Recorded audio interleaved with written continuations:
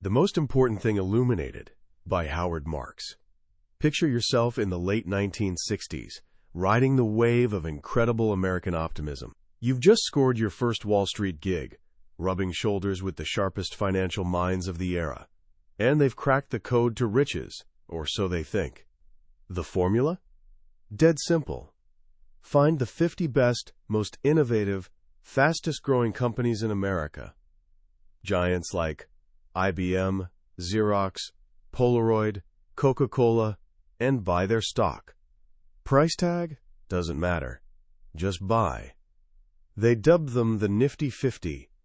These weren't merely good companies. They were titans reshaping the world. The logic seemed bulletproof. If a company grows fast enough and its quality soars high enough, the price you pay becomes irrelevant.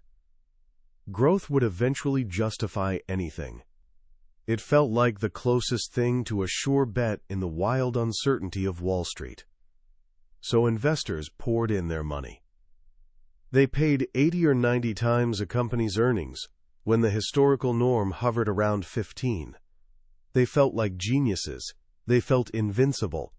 And for a while the magic held. Stock prices climbed higher and higher. Then the early 1970s arrived, and the music died. The economy tanked. Inflation exploded. And the Nifty 50? They crashed spectacularly. Those brilliant, supposedly bulletproof stocks, the crown jewels of American business, lost 90% of their value. Imagine watching your life savings, invested in what seemed like the safest bet imaginable, simply vanish. What happened? The companies themselves remained exceptional. But investors had forgotten the most important thing. This central puzzle is what our guide today, Howard Marks, has dedicated his career to unraveling. Marks is a legend in investment circles. As co-founder of Oaktree Capital Management, he oversees more than $100 billion. His reputation doesn't come from flashy wins, but from profound wisdom. When the smartest people get scared, they turn to Marks, because he's mastered the delicate art of navigating risk. His book, The Most Important Thing, isn't some quick money scheme. It offers something far more precious, a philosophy. A framework for thinking that shields you from the emotional and psychological traps that doomed the Nifty 50 and countless others since. Here's my promise.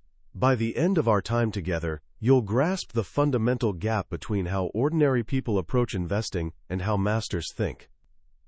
It's a perspective shift so profound that it extends beyond money into every corner of your decision-making life. It's the secret to transcending simple, surface-level thinking and embracing the deeper wisdom that separates the winners from the rest. Let's begin where most people start. What's investing's oldest rule? Simple enough that everyone knows it. Buy low, sell high. Sounds obvious, right? Who would intentionally buy high and sell low? But here's where a master thinker like Howard Marks throws you a curveball. What exactly does low mean, and what's high? Most people, what Marks calls first-level thinkers, have a straightforward answer. Low means the price dropped. High means it went up. Or they'll say, it's a great company, so I should grab the stock. This kind of thinking is simplistic and shallow. It's the path to trouble because it mirrors how everyone else thinks. And as Marx reminds us, when you think like everyone else, you get everyone else's results. Those results are rarely spectacular. To become a superior investor, you need to operate on another plane. You need what he calls second-level thinking. A first-level thinker declares, it's a good company, let's buy the stock. A second-level thinker responds, sure, it's a good company, but everyone already knows that. It's the talk of every boardroom and dinner party. Because of all that enthusiasm, the stock price has been pushed to unreasonable heights. It's overrated and overpriced. Let's sell. See the difference? The first-level thinker focuses solely on the company. The second-level thinker considers the company, the price, and crucially, what everyone else thinks about both. It's more complex, more layered, and it accounts for a vital element most people ignore: human psychology. Investing, Marx insists, isn't a science, it's an art. Markets aren't driven purely by formulas and spreadsheets. They're driven by people, and people are driven by emotion. Marx paints a vivid picture to illustrate this. Imagine the market as a giant pendulum, constantly swinging between two extremes.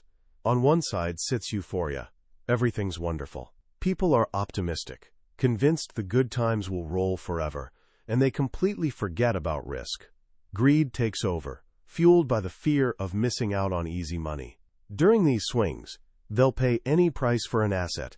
Think the Nifty 50 or the dot-com frenzy of the late 90s. But pendulums never stay at one extreme. The very force that pushes it to euphoria's peak creates the momentum for its swing back. And on the other side, depression, chaos everywhere. Terrible news dominates. People turn pessimistic, convinced things will only worsen, paralyzed by fear. They refuse to buy anything, regardless of how cheap it gets. They just want out, desperate to stop the bleeding. Here's the thing, Marx notes. The pendulum spends almost no time in the middle, at that happy medium where prices actually make sense. It's nearly always swinging toward one emotional extreme or the other. Average investors ride this pendulum. They get greedy when others are greedy and fearful when others are fearful. They buy near the top, swept up in euphoria, and they sell near the bottom, consumed by panic. They're part of the herd. Superior investors, the second-level thinkers, do the exact opposite. They understand the pendulum. They know that when it swings too far one way, it must swing back. So they use the crowd's emotions as signals. When everyone else is euphorically buying, they grow cautious and begin selling. And when everyone else is panicking and dumping everything, they pull out their shopping lists and start buying. Warren Buffett, a friend and admirer of Marx, captured it perfectly. Be fearful when others are greedy, and greedy when others are fearful. This is the Contrarian's mantra. It's about having the courage to stand apart from the crowd. But this raises a crucial question. If you're betting against the crowd, you need an anchor. Something solid to grip when the emotional storm rages. What is that anchor? For Howard Marks, that anchor is straightforward, a deep understanding of intrinsic value. You must know, with as much certainty as possible, what an asset is actually worth. Not today's price tag, not tomorrow's hopeful projection, but its fundamental, underlying value right now. This value rests on tangible factors, its assets, its earnings, its cash-generating ability. Once you firmly grasp what something's worth, the game becomes much clearer. Your goal shifts away from guessing the market's next move. Instead, you aim to buy things for significantly less than their true worth. This gap, the difference between intrinsic value and the price you pay, is what Benjamin Graham, the father of value investing, called the margin of safety. Think of building a bridge. If calculations show it needs to hold 10,000 pounds, you don't build it to hold exactly that. You build it to hold 20,000 pounds. That extra capacity is your margin of safety. It protects you if your calculations were slightly off, or if an unexpectedly heavy truck rolls across. In investing, the same principle applies. If you calculate a company's stock is worth $100 per share, you don't buy at $98. That leaves barely any room for error. Maybe you wait until you can snag it for $60. That $40 difference is your margin of safety. It's your shield against an uncertain future. Even if things don't unfold perfectly, earnings dip, the economy slows, you still have a solid chance of avoiding losses. And if you're right about the value, that's when you score great returns. This brings us to one of the book's most powerful and counterintuitive ideas, the paradox of risk. Most people, including many academics, get risk completely wrong. They define it as volatility, how much a stock's price bounces around. Marx calls this nonsense. Volatility isn't risk. A price jumping up and down doesn't mean you'll lose your money. The only risk that truly matters, he argues, is the risk of permanent capital loss. The risk that you invest your money and never get it back. So where does this risk originate? From buying bad companies? Not necessarily. A low-quality company can be a fantastic investment if you buy it cheap enough. From a bad economy? Not always. You can lose fortunes even in boom times. No, Marx argues. The greatest investment risk stems from one thing: paying too high a price. It's that simple. And what drives people to pay too much? The belief that there is no risk. This is the paradox. Risk peaks when the widespread perception of risk hits bottom. Let that sink in. When everyone believes an investment is a sure thing, when they feel safe and secure, that's the single most dangerous moment to invest. Why? Because when nobody's worried, they grow complacent. They stop demanding a margin of safety. Greed takes over and they'll pay any price. And a high price, by its nature, means lower potential returns and higher loss risk.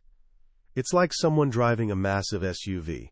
Surrounded by all that steel, they feel so safe they might start driving recklessly, texting, speeding, paying less attention. The feeling of safety actually breeds danger. Conversely, risk drops when perception of risk soars, when there's blood in the streets, when news is catastrophic, when everyone's panicking and convinced the world's ending. That's the safest time to invest. Why? Because fear has hammered prices down to absurdly low levels. At that point, all the bad news is already baked into the price. The margin of safety is enormous. This is what Marx calls the, quote, perversity of risk. It's completely backward from how most people think. They feel safest when taking the most risk and most terrified when opportunities are greatest. Understanding this changes everything. Your job as an investor isn't hunting for the next hot stock. Your job is being a psychologist. It's taking the market's temperature. You need to look around and ask, are other investors optimistic or pessimistic, greedy or fearful, eagerly buying everything in sight or running for the exits? These answers reveal far more about risk levels than any complex financial model. When capital flows freely, deals happen everywhere, and everyone's bragging about their returns, that's when you should be most cautious. And when capital dries up, nobody can get loans, and your friends are pulling all their money out, that's when you should be aggressive. This doesn't mean you can predict the future. Marx is crystal clear about this. He belongs to what he calls the I don't know school of investing. He believes attempting to forecast the economy or market direction is a fool's errand. As economist John Kenneth Galbraith quipped, there are two classes of forecasters, those who don't know, and those who don't know they don't know. So if you can't predict the future, what can you do? You can prepare. You may never know where you're going, he says, but you'd better know where you are.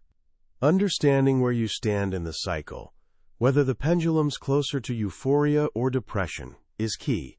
It doesn't reveal tomorrow's events, but it tells you the odds.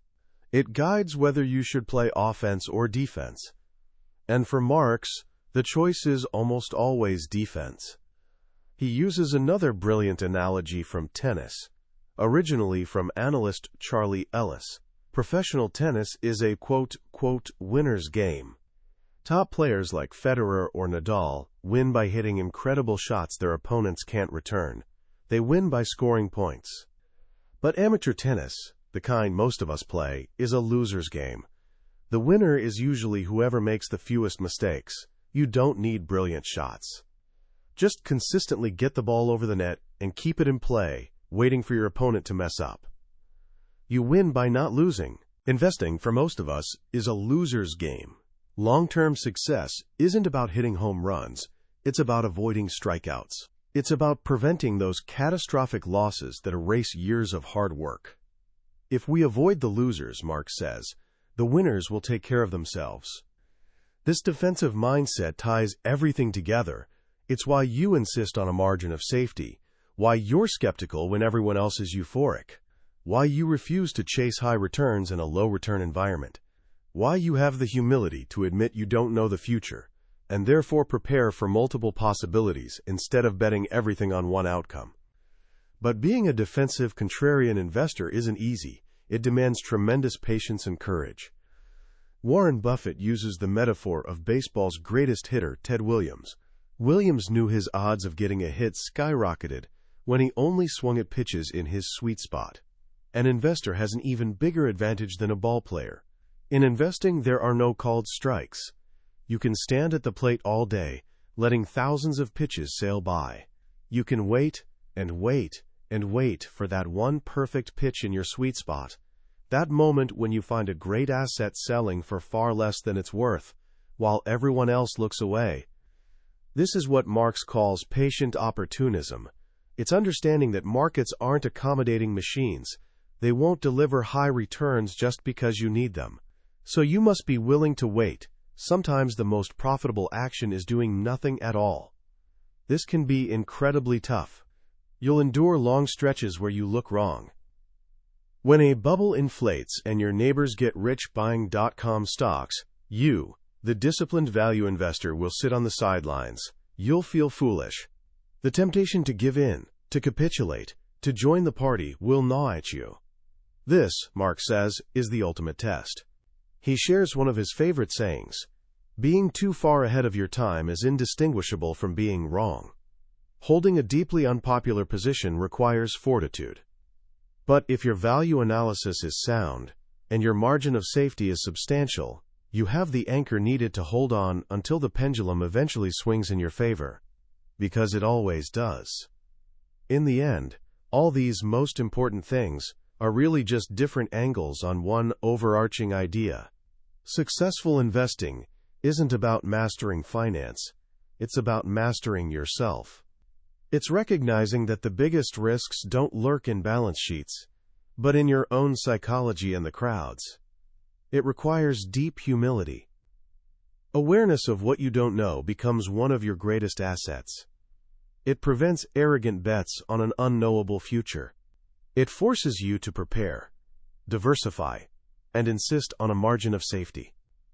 As legendary investor Sir John Templeton once said, "To buy when others are despondently selling and to sell when others are euphorically buying takes the greatest courage, but provides the greatest profit." That's the journey of the second-level thinker.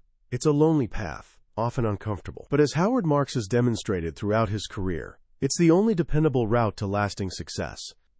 Stepping back from everything we've explored, what's the big takeaway? To me, Howard Marks's genius isn't inventing some secret stock-picking formula. It's providing a timeless framework for thinking about uncertainty, and that's a skill extending far beyond finance. We live in an era celebrating certainty and boldness. TV pundits shout predictions with absolute confidence. Social media overflows with people claiming they have all the answers. In this environment, the three most powerful words you can learn are, "I don't know." There's incredible strength in that admission. It's not weakness. It's the beginning of wisdom. When you accept you can't predict the future, you stop trying. Instead, you start preparing. You build margins of safety into your decisions. You consider worst-case scenarios, not out of paranoia, but to ensure you can survive them. You become a defensive player in a world obsessed with offense. This applies to everything: career choices, relationships, health. The world will always be chaotic and unpredictable. Things will go wrong. Luck, both good and bad, will play huge roles in your life. The question is, have you built your life to withstand bad luck and capitalize on good? Do you have a margin of safety? The lesson of the 6-foot-tall man who drowned crossing a stream that was, on average, 5 feet deep is a lesson for life. Averages deceive. Extremes ruin you. Marx teaches us to respect those extremes and prepare for them. So how can someone just starting out cultivate this mindset? Here are a few simple things you can begin doing today. First, become a student of history and psychology. You'll quickly see that while technology and economies change, human nature doesn't. The same greed and fear patterns causing Dutch tulip mania in the 1600s appeared in the dot-com bubble of the 1990s and the 2008 financial crisis. Understanding these patterns gives you a superpower, recognizing them when they inevitably resurface. Second, practice second-level thinking in daily life. The next time a new phone, movie, or trend explodes in popularity, pause and ask deeper questions. Okay, everyone loves this. Why?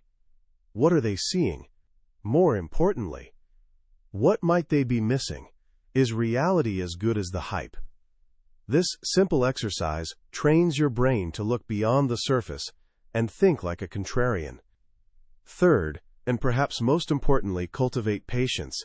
We live in a world of instant gratification. We want results now. But as Marx shows, the greatest opportunities often come to those willing to wait. The ability to sit quietly and do nothing when there's nothing worth doing is one of the most underrated skills in any field. Ultimately, the most important thing is about wisdom. The wisdom to know what you don't know, the courage to stand apart from the crowd, and the patience to wait for the right opportunity. It teaches that success isn't about being right all the time.